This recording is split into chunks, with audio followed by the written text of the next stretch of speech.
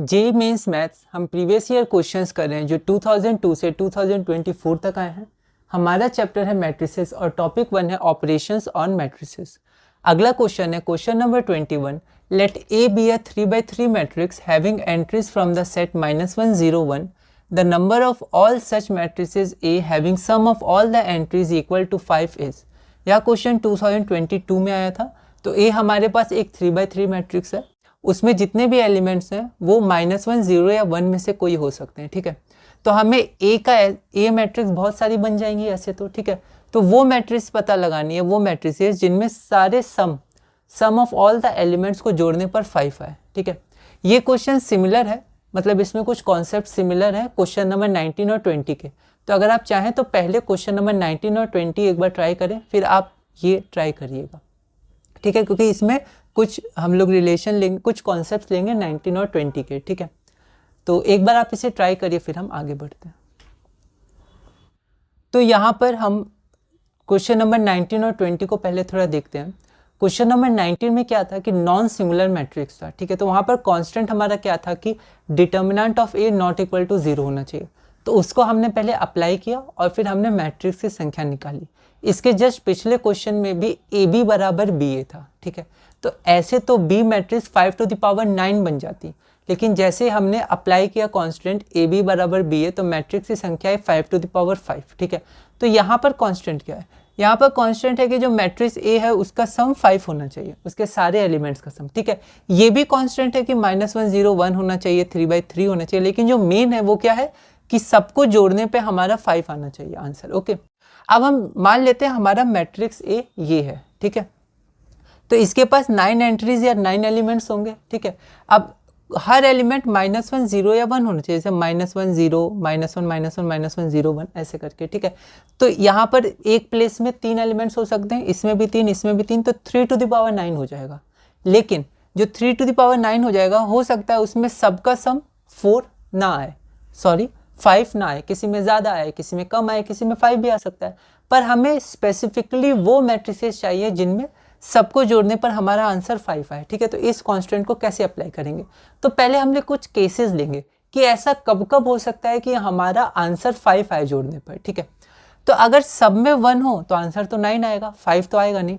तो हम लोग ऐसे करके सोचेंगे। तो पहला क्या है कि 1 है हमारे पास और 1 को मैक्सिमम 9 टाइम्स हम लोग फिल कर सकते हैं, तो हम लोग सिर्फ 5 टाइम्स फिल करते हैं और बाकी टाइम 0 रख सकते हैं। ठीक है, अगर 5 टाइम्स 1 फिल करेंगे और 4 टाइम्स फिर 0 हो जाएगा, क्योंकि टोटल एंट्री 9 होनी चाहिए, इससे ज़्यादा नहीं, क्योंकि 3/3 की है। तो 1 एलिमेंट 5 बार और 0 एलिमेंट 4 बार। तो ऐसी जो मैट्रिसेस होंगी वो क्या होंगी? वैलिड होंगी, क्योंकि उनका सम 5 आएगा, क्योंकि 0 को प्लस करेंगे तो कोई चेंज नहीं आएगा, तो 1 5 टाइम्स ऐड करेंगे तो 5 आएगा। ठीक है, और क्या कर सकते हैं? और हम लोग 1 को 6 टाइम्स ले सकते हैं। ठीक है, पर आंसर तो फिर 6 आ जाएगा। पर -1 भी हमारे पास, तो एक बार -1 लेना होगा, 1 टाइम्स -1 एंट्री। ठीक है, और बाकी 0 होना चाहिए। तो 1 6 बार है तो 6 आएगा, -1 एक बार है तो 6 - 1 5 और बाकी बार 0। ठीक है, तो यहाँ पर 6 + 1 7 + 2 9। ओके, और क्या कर सकते हैं? तो अब 7 बार 1 ले लेते हैं, 7 बार। तो इसको 5 लाने के लिए -1 को 2 बार आना चाहिए, तो 7 + -1 2 बार, तो -2, तो 7 + -2 7 - 2 = 5। अब यहाँ पर 0 नहीं आएगा, क्यों? क्योंकि एंट्री 7 + 2 9 हो चुकी है, 9 से आगे नहीं बढ़ सकते। अच्छा, क्या हम एक और केस ले सकते हैं कि 1 को 8 बार ले लें? क्योंकि 1 को तो हम लोग मैक्सिमम 9 टाइम्स ले सकते हैं ना। ठीक है, और -1 को भी ज़रूरी नहीं एक ही बार ले, एक से ज़्यादा बार भी ले सकते हैं। तो क्या हम लोग 1 को 8 टाइम्स लेके -1 को 3 टाइम्स ले लें? तो 8 टाइम्स 1 तो +8 और -1 3 टाइम्स तो -3, तो 8 - 3 5 आ जाएगा, जो वैलिड होगा। ऐसा हम लोग नहीं कर सकते, क्यों? क्योंकि 8 बार लेंगे और 3 बार लेंगे तो 8 + 3 11, तो फिर 9 ही तक तो हम लोग फिल कर पाएंगे, बाकी 2 एंट्रीज कहाँ जाएंगी? तो इसलिए हम लोग को ये भी एक कॉन्स्टेंट ही है। ठीक है, ऐसा नहीं हमें ये भी करना है, पर मेन हमारा ये है जिससे हम लोग आंसर बनाएंगे। तो हम लोग को 11 आ जाएगा, इसके आगे बढ़ेंगे। तो ये 3 ही केस हो सकता है। ठीक है, अगर हम लोग इसको कम लेंगे 4, तो 5 करने के लिए ये तो घटाएगा -1, बढ़ाएगा नहीं, तो 5 कौन करेगा? तो 1 ही करेगा, तो 1 5 से ही शुरू होगा। तो ये 3 केसेस हैं। ठीक है, अब यहाँ पर हम लोग परम्यूटेशन का कुछ कॉन्सेप्ट है वो लगा देंगे। जैसे हमारे पास टोटल प्लेसेस 9 है, तो 9 फैक्टोरियल, उसमें से एक हमारे पास ऑब्जेक्ट या एक एलिमेंट 5 टाइम्स है तो रिपीट कर रहा है 5 टाइम्स, तो 5 फैक्टोरियल, और ये 4 टाइम्स रिपीट कर रहा है तो 4 फैक्टोरियल। बस। तो ऐसा नहीं है ये कॉन्सेप्ट लगाने का आपको शुरू से अंत तक पूरा परम्यूटेशन एंड कॉम्बिनेशन पढ़ना होगा, तभी आप मैट्रिक्स सॉल्व कर पाएंगे। नहीं, मैंने पहले ही बताया ऐसा नहीं है, बहुत छोटे छोटे बहुत बेसिक कॉन्सेप्ट यूज़ होते हैं, ठीक है। और जो जिसमें बहुत गहरे कॉन्सेप्ट यूज़ होते हैं वो भी आपको समझ में आ जाएंगे अगर आपको उसी समय बताया जाएगा तो, ठीक है। और वो बहुत कम मात्रा में होते हैं क्वेश्चन, बहुत ही कम। आपने अभी तक जो 21 क्वेश्चंस देखे इसमें से 11th के बिल्कुल कॉन्सेप्ट यूज़ हुए, लेकिन उसमें से कोई भी ऐसा कॉन्सेप्ट नहीं है जो बहुत ही गहरा हो या फिर आपको दोबारा 11th का वही चैप्टर पढ़ना होगा शुरू से अंत तक, ऐसा नहीं है। बहुत ही सिंपल कॉन्सेप्ट्स हैं, ठीक है। और आप ऐसे आगे बढ़िए और आप इनको नोट्स करते जाइए, ठीक है। घबराइए नहीं कि आपको 11 दोबारा पढ़ना होगा, नहीं, जो कॉन्सेप्ट्स वो आपको बता दिए जाएंगे, ठीक है। और 11th के जब आप वो चैप्टर्स पढ़ेंगे तो उसमें बिल्कुल अलग तरह के क्वेश्चंस आते हैं, ठीक है।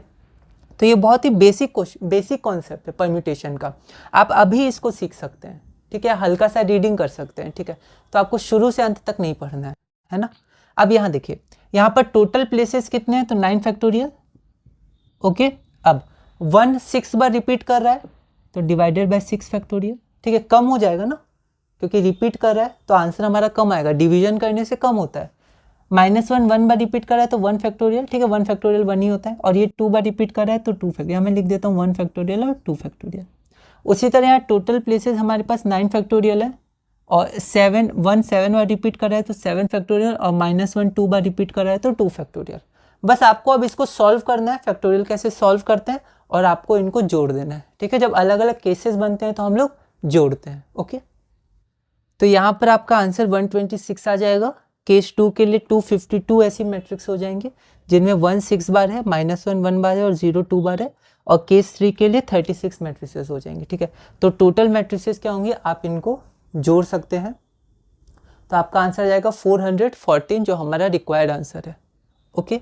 तो आप इसको देखिएगा, अपने नोट्स बनाइएगा और उसको रीडिंग करिएगा, ठीक है। और कुछ समय बाद आप एक जैसे 2 दिन 5 दिन, ठीक है, या कुछ दिनों बाद आप ये मतलब अपने नोट्स में या फिर अपने टाइम टेबल में कि मुझे जो मैंने किया है उसको मुझे दोबारा अब बिना देखे एक बार रिवाइज करना है, ठीक है। मतलब सॉल्व करना है। रिवीजन तो आप आज भी कर सकते हैं, कल भी कर सकते हैं, कभी भी, पर एक बार ये सारे क्वेश्चंस आपको दोबारा सिर्फ क्वेश्चन देख के खुद सॉल्व करना है, ठीक है।